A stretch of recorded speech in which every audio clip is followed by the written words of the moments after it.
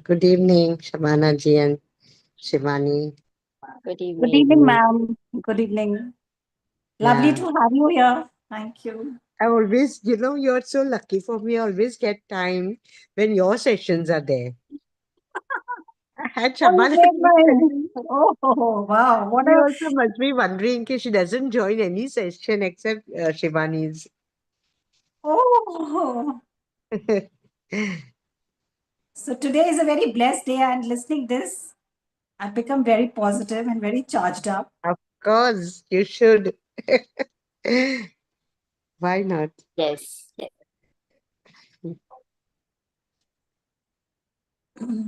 Okay, so thank you, Maven and Shabana, for sure. Everyone who's here listening, Samina ji is here. I can see, and there might be some people listening on the channel. So today is the start of the Rath Yatra of Lord Jagannath, and uh, I just felt that we have everything has a lot of in fact our culture, our epics, our Vedas, and even as simple as Hanuman Chalisa and Sundarkand, they all have a lot of lessons, a lot of in adversity, in situations of challenge, we are often directed towards that. And it is all, I mean, we all hear and quotes from Bhagavad Gita and also, and it just clicked to me that why not, we have this Navratris and Ganpati, the huge festival. There's a lot of, communication on that, how it is a lesson and what it gives you. So I just thought that, this yatra of Lord Jagannath, and let's talk about it. What is it? Like it says in 9 days, 9 days of Lord Durga Devi. There are 9 messages and all. So I just thought that what is behind it, and that just kind of prompted me. And yes, the I was reading and or listening, and this point came yesterday where it said that what is Lord Jagannath? So the name itself tells it. It is Jagannath, Jagat ke Nath, and he is the only Lord who's like coming onto the streets to be with his Bhaktagण, to be with the devotees, the normal people. So that kind of triggered me to kind of delve deeper into it, and uh, and I'm sure the messages here would be revolving, and somewhere it will lead us to the point where we keep discussing, which is under this session about consciously positive. So, you know, I'm not getting into the history and all. It is obviously said to be a very old tradition, possibly 600 or 700 years back. So I'm not tracing onto the history and all, but just kind of, uh, in very not getting very deep into anything, because then at times the whole essence and the ethos of the takeaways possibly gets away. So just getting to the points, what I kind of understood from all while going through it was that yes, it is one of the oldest and the largest chariot festival celebrated, and it starts with Puri Dham. And there are many stories and folklores about how Lord Jagannath, which is a form of Vishnu Bhagwan, how that happened, and how with Devi Subhadra and Lord Balram, how they have been there. So I'm not getting into that, or how there are stories about the temple itself, that even today the food is cooked in pots, and surprisingly the pot, which is the mud pot, which is on the top, gets cooked first. Likewise, there's also some, I mean, it's a reality, I won't say folklore, where, the at a certain point of time, the wind direction changes and all. So I thought, I'm sure there's a very strong message here, and what comes across is that the deities are coming out of their sanctorium, right, sanctum, and they are amongst the people. They're essentially, they all are going out to their aunt's place, which is the temple of Gundicha, right? Now,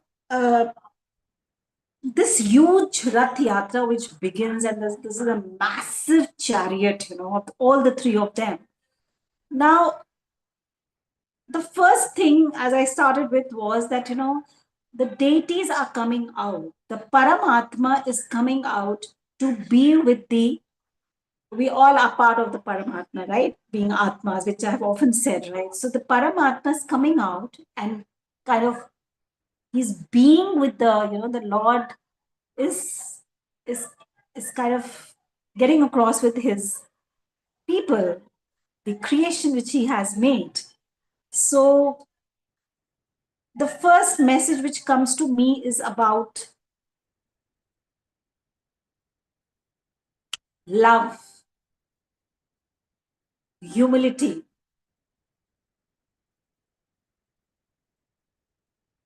detachment.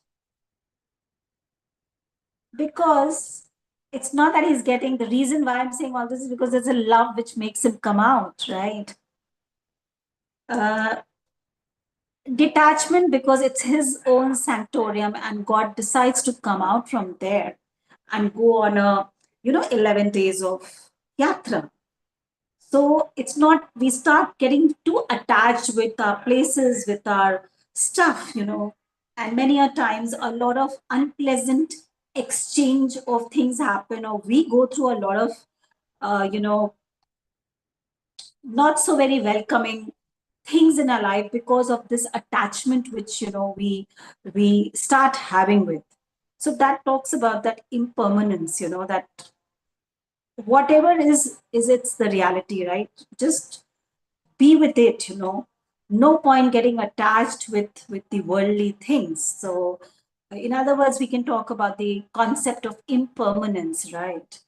Love for sure is coming out very strongly for me.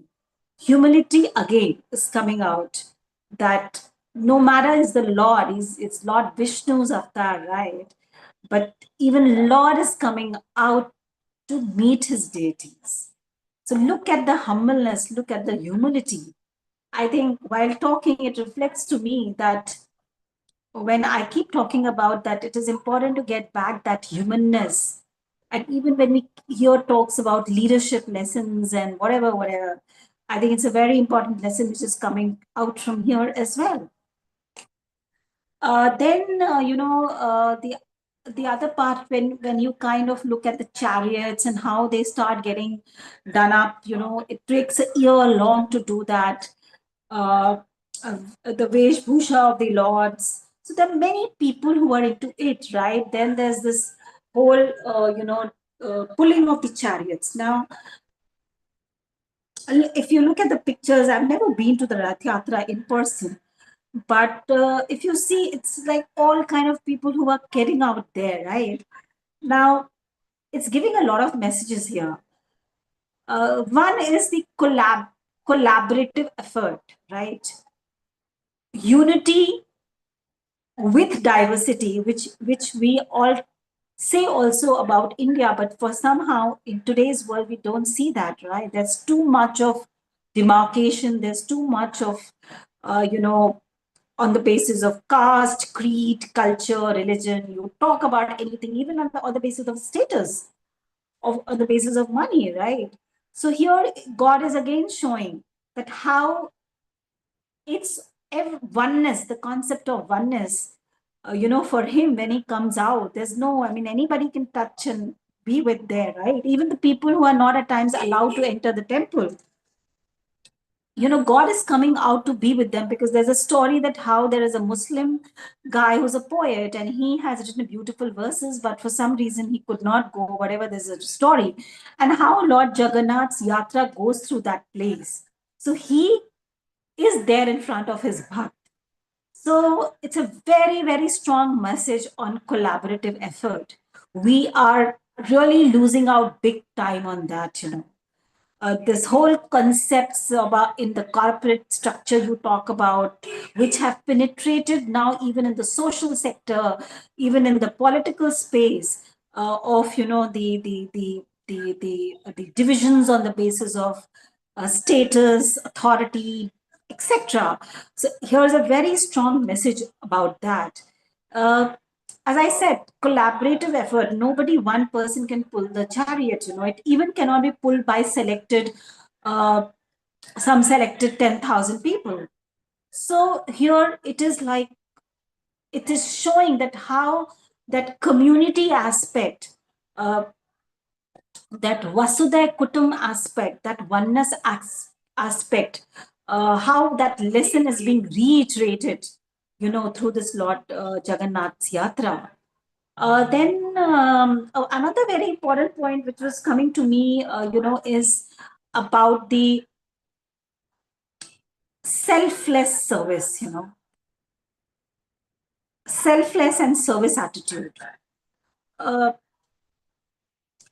Here, the people who are like spending the entire year in preparing all this, there is there has to be that internal awakening, drift towards the meaning of life and purpose of life, to devote yourself selflessly to this service. Obviously, God's blessings have to be there, but at the end of the day, we all have to decide which path we have to walk, right? So, accordingly, then the ecosystem, the universe conspires to make us walk that way, right? And that's where somewhere when we say there's a conflict, but that's where somewhere it is said also that you are the master of your own karmic accounts. Yes, God decides everything, every moment is decided, but somewhere the situations come in where, which side you can go, all different sides, but where you decide to kind of walk is where the entire story of your life happens. So that's another very strong message which I thought is coming out from this Lord Jagannath's Yatra, that spirit of unity, the purpose of community and collective action, selfless and service attitude, I've said. Because if we will not have that selfless and service approach, that compassion, that humanness, that empathy in the ecosystem which we are seeing is not there. Today we see a lot of incidences happening and people are busy making a video. They are not jumping to rescue the person. They're not getting into to stop that disaster to happen, but they are all from a distance making a video. Now that's like really very shaken up thing, that shows that empathy, that humanness, that sympathetic attitude is at which level in our today ecosystem. So it's a very strong message to be reinstated, reinforced, revised, and be aware of. Then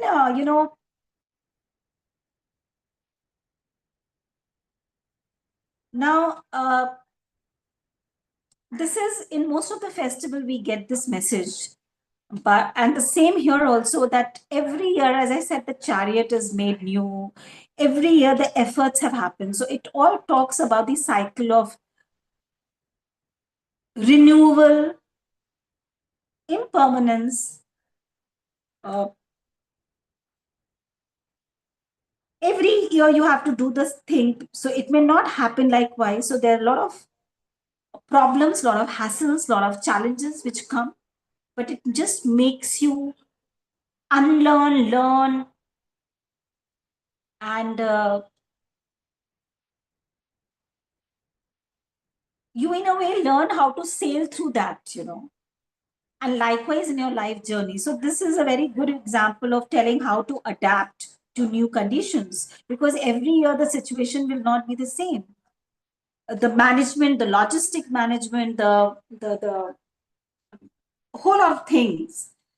So it's not the same. It's because it's not a robotic approach, right? So every year it will be different, but that's how you learn how to be, you know, face those different things and flow through all that, you know. So a lesson on impermanence, a lesson on renewal, a lesson on resilience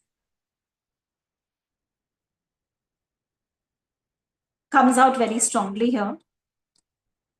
I think there's also, you know, it is a religious festival, but the other thing which comes out very strongly, and it's very evident, very apparent, is also about the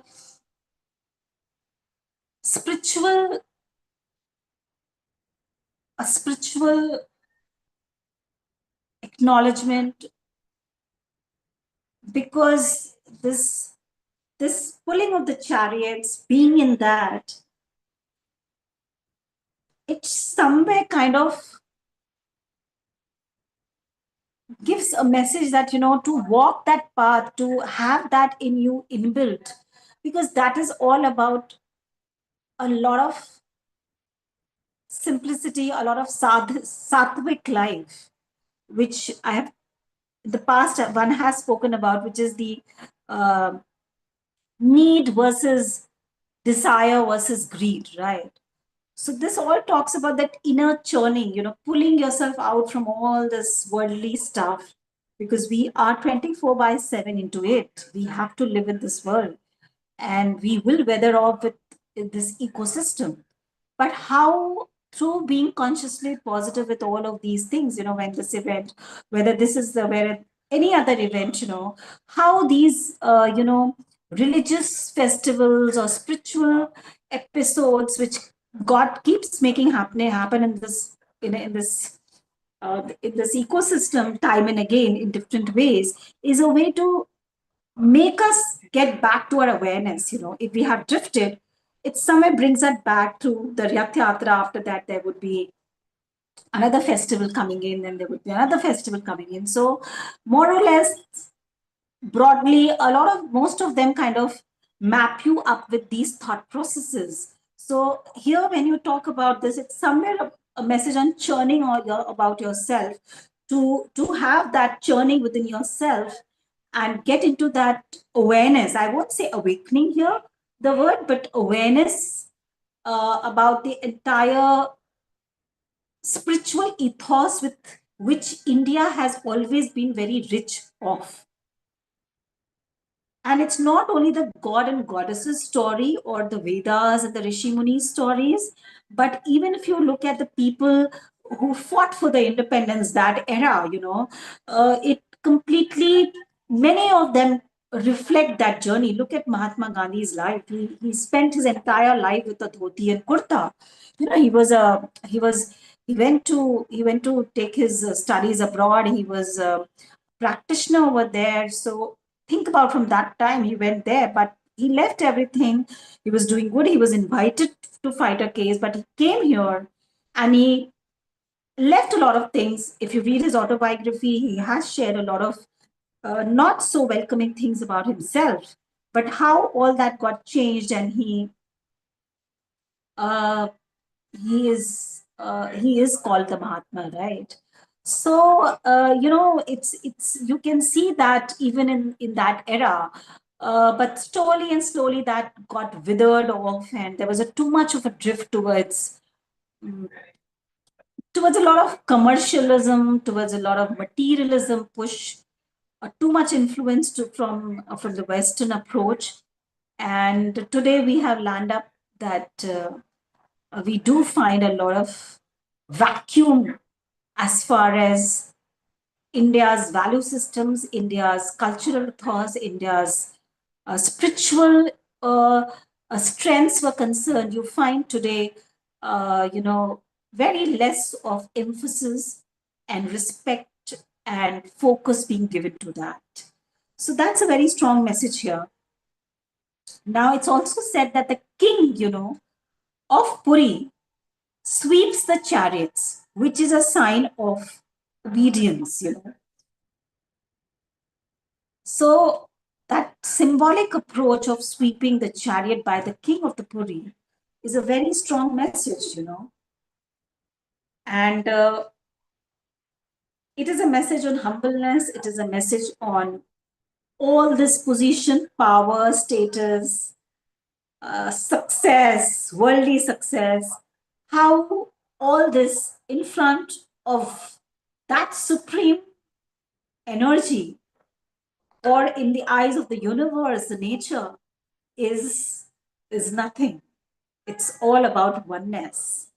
It's all about that love. It's all about that humanness which he has blessed us all with. And somewhere we have kind of drifted very far off from there.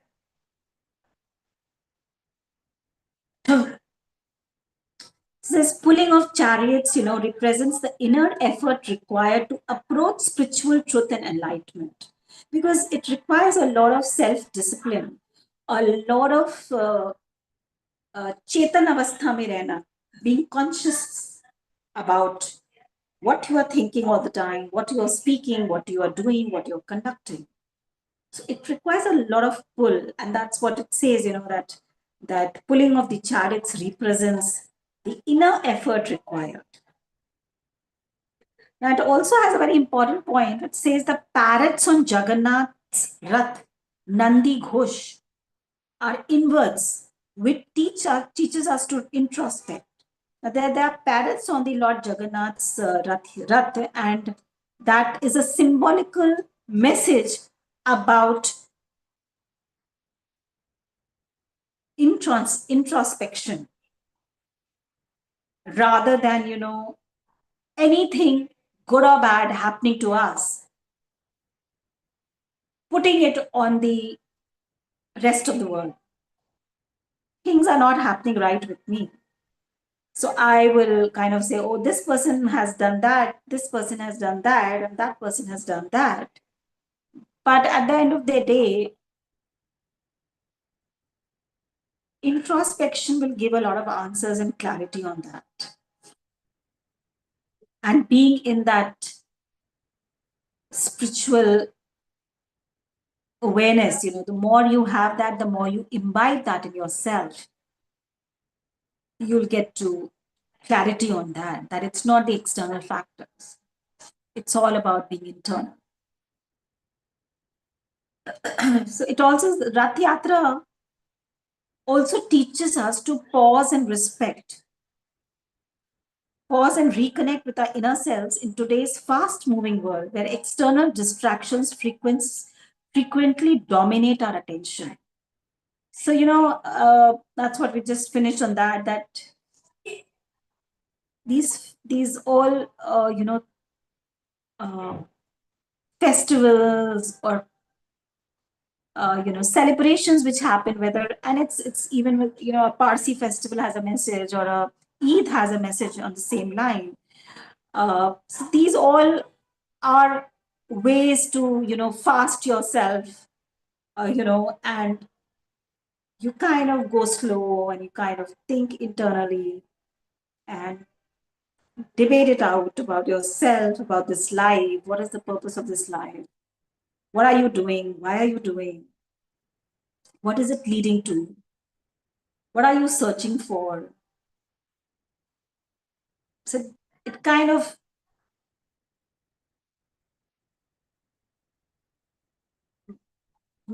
takes you away from the lot of haze which is here. Silence comes a lot. And there's a point where you reach and you kind of have nothing to speak or talk about, right?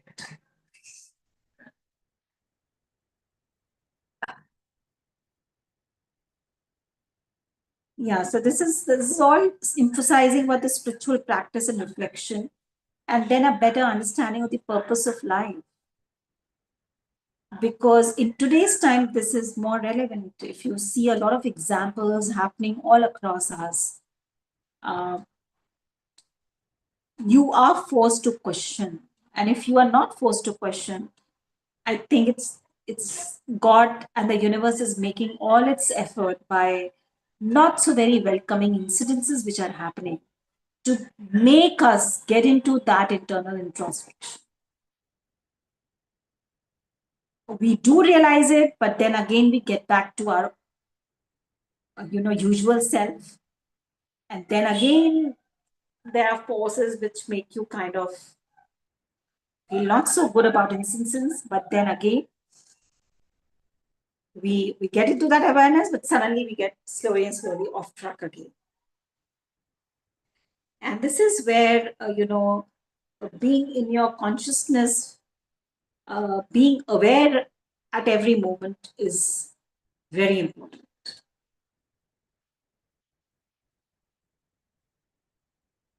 So at the in the crux of it, if I enumerate whatever I've discussed, I think it's all about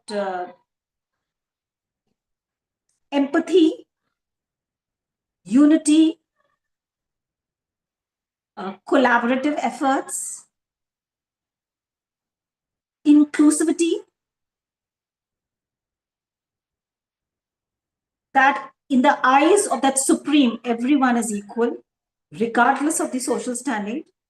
Even the king is sweeping, and the others are also there. The concept of love, the universal love and acceptance, the selfless and service approach is very important. Resilience to face the upheavals, renewal because it's impermanence. You get to understand clearly the whole approach about the impermanence of life and the whole thing about renewal. Humility and empathy I've talked about. Uh, See, this is a very old tradition, you know, years and years, possibly 600 years old. But look at that, the entire festival and the entire things which have been made are all very environment friendly and with a lot of value and respect for the environment. So there's nothing which is causing harm to the environment. So think so many years back when it all started, the how much there was the importance on respect, value, and dignity for everybody, including the nature, the environment. And look how strong a message for today's time it is. When there is too much of use of uh, things which are at the end of going to harm us only, people. We are selling it, we are justifying it, we are debating about it, that what do we do? But then that's not the answer. Then even the universe will say, what do I do? You have to face the music. If you don't know how to answer it, what do I do? I will keep I'll keep throwing money and be a prey to a lot of these things and will not make an effort to stop that usage.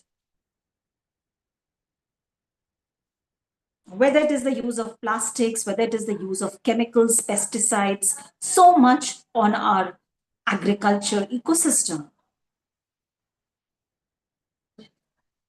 Just because of that entire corporate philosophy of more ROIs. How this approach and attitudes is really killing at the bottom and hitting.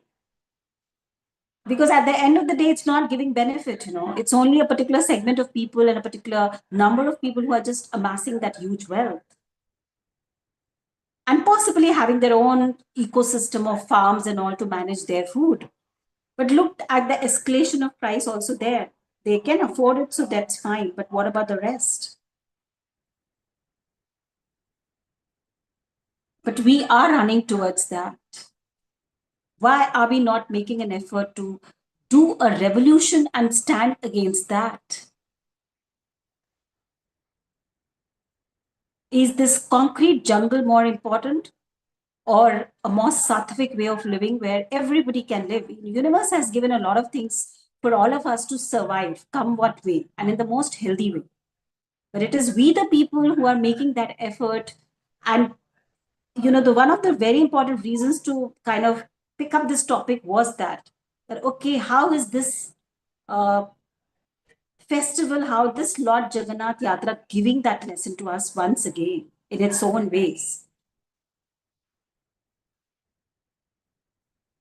So that was very important, environment sustainability, how this yatra is depicting that, and how it is showing that even 600 years back, how it was all. Though we talk today about ESG, and a lot of hoo-ha about it in the corporate circles, and there's now this business of selling certificates on ESG. If you have not got that certificate, you won't get that job to work on it, no matter you are passionate about, no matter you are ready to work on it.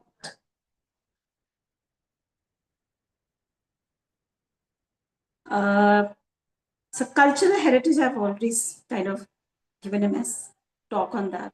So these are broadly, if I revise about the points which I've kind of spoken about. And I think they are once again, just like any of our festivals in any of the religions, this is again giving a messages or a learning in this present world. So they can be the guiding principles or guiding highlights towards making us understand and live a purposeful and meaningful life, a worthy one, you know, at the end of the day. So I think this is what I would like to kind of finish the interaction today. And if we have any questions, good enough, or else we can, or if anyone would like to share anything or speak on something. Thank you, Shivan. You have covered it so holistically. You covered every dimension and you related the Asian wisdom with the modern day scenario of what we are doing. Yeah. The lesson that we need to keep in existence. I think we have Rajvin and she wants to share as well.